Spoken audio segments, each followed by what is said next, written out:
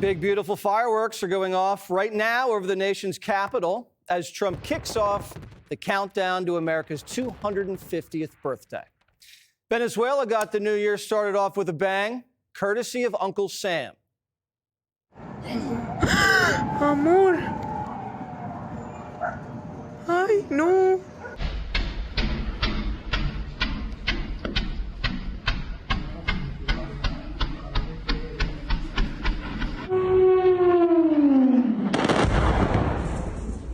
After the clock struck midnight Friday and the skies were clear, the commander-in-chief signed off on one of the most audacious military operations in American history. 150 aircraft from over 20 bases in the Western Hemisphere took off towards Venezuelan airspace. Venezuelan seaports, military bases, and air defense systems came under attack. Communication, radar, and air defense systems neutralized and jammed, thanks to U.S. Cyber Command and Space Force. An elite team of Delta Force commandos flew low to the ground in Night Stalkers into the capital of Caracas at 1 a.m., catching the narco state completely by surprise. As the choppers approached their target, they were hit with enemy gunfire, but responded with overwhelming force. Explosions rang out throughout the capital, while an elite army unit blowtorched the doors off the fortress, hiding the narco tyrant Nicolas Maduro, a fugitive from justice. The president watched the action live from a secure room at Mar-a-Lago. Delta Force took out Maduro's Cuban security team and zeroed in on the dictator's lair. Maduro and his wife scrambled out of bed in their pajamas and headed to their steel safe room, but they didn't make it. He was apprehended, and the operation ended in less than 15 minutes. The dictator, handcuffed, blindfolded, and wearing a gray Nike sweatsuit, was sitting on the USS Iwo Jima on his way to American soil to face justice. And the next thing he knew, he was on a helicopter being flown directly over the Statue of Liberty. A little tour of the city right before he got booked and did his perp walk in Brooklyn. Good night. Good night. Happy New Year. Maduro and his wife are now being held in solitary confinement in one of the dingiest jails in America, where El Chapo, Diddy, Ghislaine Maxwell, and R. Kelly did time. This morning, Maduro and his wife pled not guilty to charges of narco-terrorism conspiracy, conspiracy to import cocaine, and weapons charges. So why the wife? Turns out she's the brains behind the operation, so she's getting charged too. But Maduro had options. Trump gave peace a chance. The dictator was offered an off-ramp to retire in the lap of luxury in Turkey. And now he's going to die in prison. It was one dance move too many for Venezuela's president, says the New York Times. The president felt like the dancing dictator was mocking him and trying to call his bluff. Nicolas Maduro had his chance, just like Iran had their chance, until they didn't and until he didn't. He effed around, and he found out. Maduro made the wrong move and bet on the wrong horse. Just hours before his arrest, Maduro was meeting with the Chinese, and the two nations claimed they were united. China, not a great ally. They can't even protect their own puppets. And the air defense systems they sold to Maduro didn't work. Our intelligence agencies were following his every move. A CIA team inside of Venezuela, a source inside the Venezuelan military, and American surveillance drones had Maduro's schedule down to a T. We knew what he ate, what he wore. We even knew about his pets. We watched, we waited, we prepared, we remained patient and professional. This mission was meticulously planned, drawing lessons from decades of missions over the last many years. This was an audacious operation that only the United States could do. It took 10 days and 27,000 soldiers for Bush 41 to capture Noriega in Panama. And it took Donald Trump and a Delta Force team an hour to nab Maduro in Venezuela. Not a single American soldier perished. The operation was precise, surgical, and swift. Even Obama's top spy couldn't spin it. U.S. military and U.S. intelligence are second to none in terms of their capabilities, their competence, talent, as well as their courageous actions. And so it does look as though it was a flawlessly executed operation. Operation Absolute Resolve sent a clear and convincing message to every enemy capital in the world. They will be impressed with the military capability here. I would argue none of those three militaries could have executed an operation like this. They'll be saying to themselves, that's a very capable military. That's not a bad thought to pop up in Beijing, Moscow, and Tehran these days. The narco tyrant was harboring Chinese and Russian spies, plus Hezbollah. They were in business with the Colombian cartels and guerrillas, pouring migrants, gangs, and drugs into our country. And they stole our oil leases and handed them to Beijing. No bueno. Smoking coke boats was just the appetizer.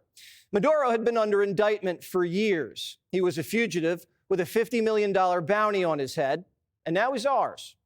The long arm of the law will find you if you're a narco-terrorist, an arms trafficker, a tax cheat, or even a sex trafficker hiding on an island. This was about justice once and for all. So what's next?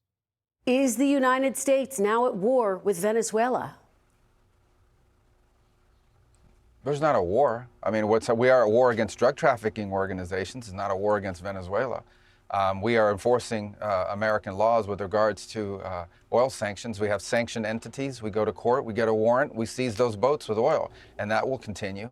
This is about stopping a war, not starting one. And it's not over yet. This was not regime change. The regime's still intact. This is about changing the regime's behavior. Maduro's vice president was sworn in. Ms. Rodriguez still controls the security, military, and administrative state. The man who runs Maduro's paramilitary unit, still alive. The generals, still there. CBS, apparently not impressed with the mission, wonders, why didn't we just arrest the whole regime? I'm confused. Are they still wanted by the United States? Why didn't you arrest them if you are taking out the narco-terrorist regime? You're confused? It is not easy to land helicopters in the middle of the largest military base in the country. The guy lived on a military base. Land within 3 minutes, kick down his door, grab him, put him in handcuffs, read him his rights, put him in a helicopter, and leave the country without losing any American or any American assets. That's not an easy mission. And you're asking me, why didn't we do that in 5 other places at the same time?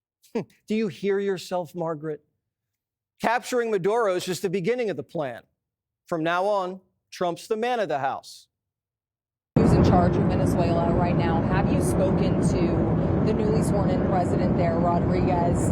And what are your thoughts on the entire situation? You said the U.S. would run Venezuela. We're dealing with the people. We're dealing with the people that just got sworn in. And don't ask me who's in charge, because I'll give you an answer and it'll be very controversial. What does that mean? It means we're in charge. Toppling dictators doesn't take you to the promised land. America's learned that the hard way. Democracy down there is going to take time. Maduro lost his last election in a landslide, but he didn't leave. The military and state officials are still stacked with loyalists and thieves. The Venezuela project's day to day, and we're looking for people who we can work with or pay off. In the meantime, we have a naval blockade which controls their cash flow, and gunboats parked offshore to control their behavior. We have a quarantine on their oil. That means their economy will not be able to move forward until the conditions that are in the national interest of the United States and the interest of the Venezuelan people are met. Let me ask the question again. What is the legal authority for the United States to be running Venezuela? Well, I explained to you what our goals are and how we're going to use the leverage to make it happen. Are you running Venezuela right now? George, I've explained again that the leverage that we have here is the leverage of the quarantine. Venezuela is like the Spanish Saudi Arabia. They have more proven oil reserves than anywhere in the world, over 300 billion barrels. That's like a quarter of the world's reserves just sitting in our backyard, being squandered by thugs and communists. The oil leases were stolen from American companies. The infrastructure was left to rot. And whatever revenue they were able to squeeze out, they lined their own pockets and bribed their patrons. Once American companies produce what's rightfully theirs, energy prices go even lower, and so does inflation. It also means the Chinese will be buying the oil from us. The Iranians, they lose a customer, and low prices starve Putin's war machine in Ukraine. The American and Venezuelan people can both make money now, and we don't have to worry about a failed narco state on our doorstep. Why does the United States need to take over the Venezuelan oil industry? Why does China need their oil? Why does Russia need their oil? Why does Iran need their oil? They're not even in this continent. This is the Western Hemisphere. This is where we live. They are not going to come from outside of our hemisphere, destabilize our region in our own backyard, and us have to pay the price for it. Not under President Trump. The Trump administration's pivoting away from the Middle East, making NATO share the burden in Europe, and refocusing on the Western Hemisphere. We're not going to let our own neighborhood become blighted with drug dens and Russian puppets and Chinese speculators. This is about protecting our neighborhood, not somebody else's. Venezuela's not the only country in the neighborhood getting attention. Every leftist puppet government is now on notice. Who knows who's next? An armada in the Caribbean controlling Venezuelan oil, especially after we regained control of the Panama Canal, puts pressure on a lot of countries, including the one country producing all the coke. That would be... Colombia is very sick, too, run by a sick man who likes making cocaine and selling it to the United States. And he's not going to be doing it very long, let me tell you. So there will be an operation by the U.S. and it sounds good to me. The price of cocaine is about to go sky high, but Gutfeld can afford it. The president of Colombia leaves office this year anyway, so the new guy better read the room. At least a half a dozen Latin American governments have elected right-wing, pro-American leaders in the last 2 years. Communist-backed leftists are on a massive losing streak, and China's Belt and Road initiatives collapsed. We're winning the Western Hemisphere. And technically, this country is in the Western Hemisphere. We need Greenland from a national security situation. It's so strategic. Right now, Greenland is covered with Russian and Chinese ships all over the place. Oh, I don't want to talk about Greenland now. I just say this. We need Greenland from the standpoint of national security, and the European Union needs us to have it. Between the attacks on Iran's nuke site and the Maduro operation, American deterrence is back. The U.S. military, fresh off their Christmas bonuses, are feeling the love. Recruitment at an all-time high. DEI is dead, and the Secretary of War has their back. You're about to do a tough job. You're about to go do some tough basic training. It's got, we hope, a little bit tougher under this administration to prepare you, to forge you to be the warriors that our nation requires. To do the kind of things that happened over downtown Caracas, Venezuela in the middle of the night, just a couple of nights ago. America is already, well, let's just leave it at that. Click here to subscribe to the Fox News YouTube page to catch our hottest interviews and most compelling analysis. You won't get it anywhere else.